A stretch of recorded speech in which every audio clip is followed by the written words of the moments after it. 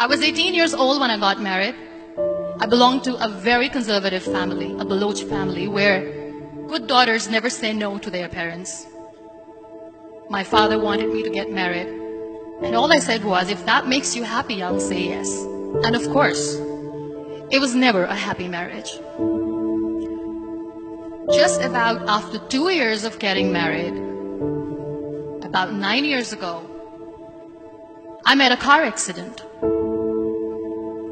Somehow my husband fell asleep and the car fell in the ditch.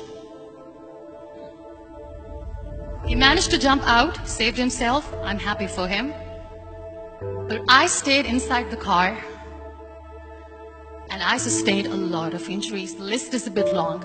Radius ulna of my right arm were fractured. The wrist was fractured. Shoulder bone and collarbone were fractured. My whole rib cage got fractured. But that injury that changed me and my life completely was the spine injury. Many people came to rescue. They gave me CPR. They dragged me out of the car. And while they were dragging me out, I got the complete transection of my spinal cord. Those 2.5 months in the hospital were dreadful. I was at the verge of despair. One day, doctor came to me and he said, well, I heard that you wanted to be an artist, but you ended up being a housewife. I have a bad news for you. You won't be able to paint again. Next day, doctor came to me and said, your spine injury is so bad, you won't be able to walk again. I took a deep breath and I said, it's all right. Next day, doctor came to me and said, because of your spine injury and the fixation that you have in your back, you won't be able to give birth to a child again. That day, I was devastated. I started to question my existence. Why am I even alive? So what kept me going was, one day I asked my brothers, I know I have a deformed hand, but I'm tired of looking at these white walls in the hospital and wearing these white scrubs. Bring me some colors, bring me some small canvas. I want to paint. So the very first painting I made was on my deathbed, where I painted for the very first time. What an amazing therapy it was. Without uttering a single word, I could paint my heart out. I could share my story. People used to come and say, what lovely painting. So much color. Nobody could see the grief in it. Only I could. And that day I decided that I'm going to live life for myself. I am not going to be that perfect person for someone. I am just going to take this moment and I will make it perfect for myself. That I'm going to fight my fears. So I wrote down one by one all those fears. And I decided that I'm going to overcome these fears one at a time. You know what was my biggest fear? Divorce. But the day I decided that this is nothing but my fear, I liberated myself by setting him free. And I made myself emotionally so strong that the day I got the news that he's getting married, I sent him a text that I'm so happy for you and I wish you all the best. And he knows that I pray for him today. Number 2 was, I won't be able to be a mother again. And that was quite devastating for me. But then I realized there are so many children in the world, all they want is acceptance.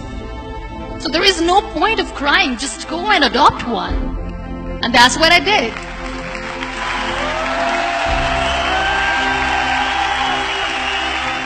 I gave my name in different organizations, different orphanages, and I waited patiently. 2 years later, I got this call from a very small city in Pakistan. I got a call and they said, are you Muniba Mazari? There is a baby boy and would you like to adopt? I could literally feel the labor pain. I said, yes, yes, I am going to adopt him. I am coming to take him home. And that day, I was 2 days old and today he's 6. You know, when you end up being on the wheelchair, what's the most painful thing? People think that they will not be accepted by the people because we, in the world of perfect people, are imperfects. So I decided to appear more in public. I started to paint. I have done a lot of modeling campaigns. I decided that I'm going to join the national TV of Pakistan as an anchor person. I became the National Goodwill Ambassador for UN Women Pakistan, and now I speak for the rights of women, children. I was featured in BBC 100 Women for 2015. I'm one of Forbes' 30 under 30 for 2016. So when you accept yourself the way you are, the world recognizes you.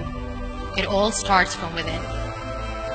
We have this amazing fantasy about life. This is how things should work. This is my plan. It should go as per my plan. If that doesn't happen, we give up.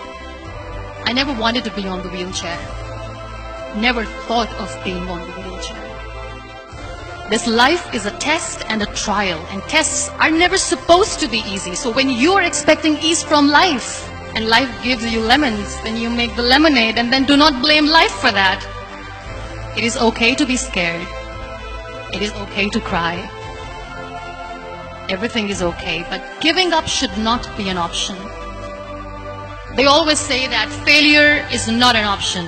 Failure should be an option, because when you fail, you get up, and then you fail, and then you get up, and that keeps you going. Embrace each and every breath that you are taking. Celebrate your life. Live it. Don't die before your death. Real happiness lies in gratitude. So be grateful, be alive, and live every moment.